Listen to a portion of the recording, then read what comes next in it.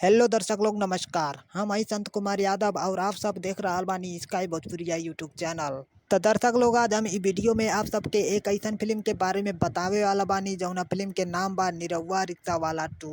तो दर्शक लोग निरहुआ रिक्शा वाला फिल्म में निरहुआ जी के जिंदगी एक साधारण रिक्शा वाला से शुरू होला, लेकिन ई फिल्म में निरहुआ जी के प्यार त्याग और संघर्ष से भरल एक यात्रा पर निकले के पड़ेला।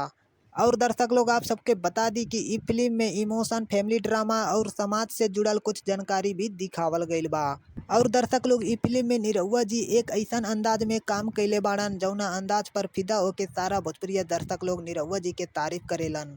और दर्शक लोग आप सबके बता दी कि ई फिल्म में अमरपाली दुबे जी एक ऐसन जलवा दिखैले बाड़ीन जौना जलवा के देखला के बाद पूरा भोजपुरिया दर्शकन में ऐसन केहू न बाचल होई जे अमरपाली दुबे जी के तारीफ न कइले होई।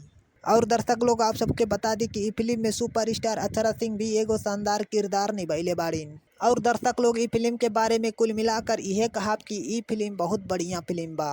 तो चलिए दर्शक लोग ई वीडियो के यहीं पर खत्म करत बानी। अगर ई वीडियो हमार आप सबके पसंद आयल होखे तो लाइक, कमेंट और सब्सक्राइब जरूर कर दीही।